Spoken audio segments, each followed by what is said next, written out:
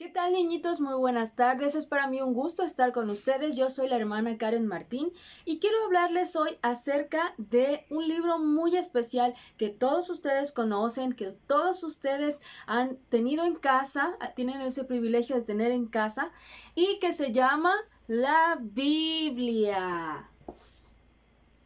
¿Cuántos de ustedes tienen una Biblia propia? Sé que en casa a veces tenemos la Biblia de papá, de mamá, de nuestros hermanos tal vez, pero ¿cuántos tenemos el privilegio de tener una Biblia propia? Espero que sí.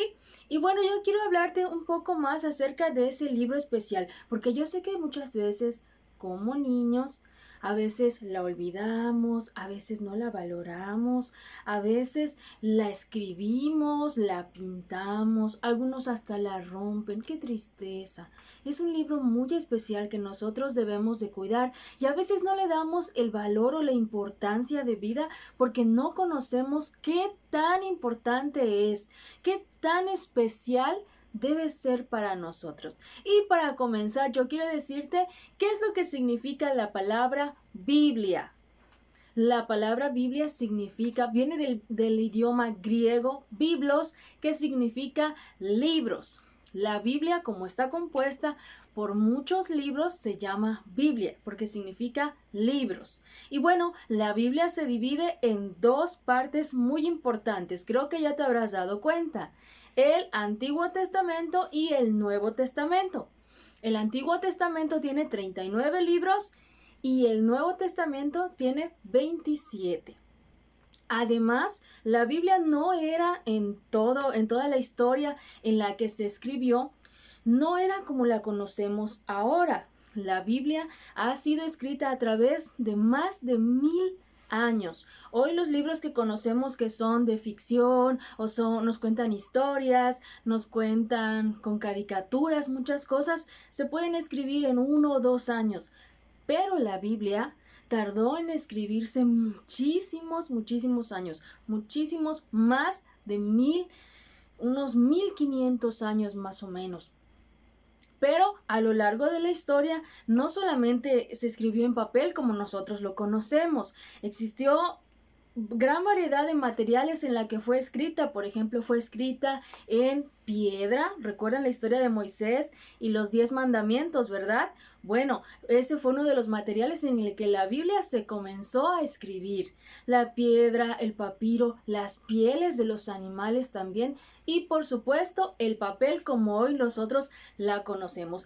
Pero no es todo. Ahora resulta que la Biblia también está en nuestros dispositivos electrónicos como son nuestras tablets, nuestra computadora, la podemos descargar de internet, podemos tener una audiobiblia, entonces la podemos tener hasta en el celular. Es maravillosa la palabra de Dios porque ha estado en todas partes.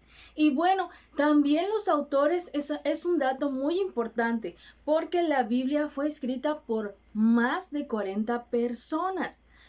Tal vez tu libro favorito sea uno de aventura, uno de ficción, uno de no sé, de muchas cosas podría ser, ¿verdad? Pero a veces los autores de los libros solamente los escribe una persona, son solamente una persona. Un solo autor se dedica a escribir un solo libro. En algunas ocasiones se juntan dos personas para escribir un libro, pero la Biblia fue escrita, es el único libro que ha sido escrita por más de 40 personas. ¿Y saben qué es lo interesante? Que a pesar de que fue escrita en mucho tiempo por gran diversidad de personas, la Biblia nunca se contradice, nunca se ha hallado un solo error en la Biblia. Todo lo que se dice de principio a fin no se contradice. Hay una coherencia, hay una lógica en todo ello. Y los autores que le escribieron también fueron diferentes personas. No solamente le escribieron unas personas llamadas escribas, ¿verdad? Que eran los que se dedicaban a ello, sino que eran personas, por ejemplo, había granjeros, había reyes, había pescadores, había pastores de ovejas, había gran diversidad de personas que Dios escogía para que ellos fueran inspirados a escribir gran parte de la Biblia. Y también es muy importante que nosotros sepamos que la Biblia no la escribieron esas personas con su inteligencia, con lo que ellos creían, con lo que ellos pensaban, sino que la Biblia fue escrita por esas personas, pero la inspiración para escribir todo eso que está plasmado y que nosotros podemos leer viene del Espíritu Santo. El Espíritu Santo es quien inspiró a cada persona a escribir cada parte específica. Qué maravillosa es la Biblia. Y también algo muy importante acerca de la Biblia, por supuesto, es su mensaje.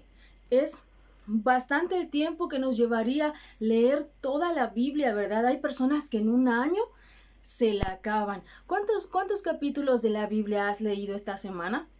¿Crees poder con el reto de leerla en un solo año? Bueno, nos llevaría muchísimo tiempo, pero el mensaje en general de todo lo que nos dice la Biblia es el grande amor de Dios para con la humanidad. En ella podemos encontrar instrucciones específicas que nos van a llevar al cielo, ahí en donde está el verdadero y real autor de la Biblia. Bien, yo quiero decirte en esta tarde, ya para concluir, que le des valor al privilegio de tener una Biblia en casa, más si tienes una propia Biblia. ¿Sabes por qué?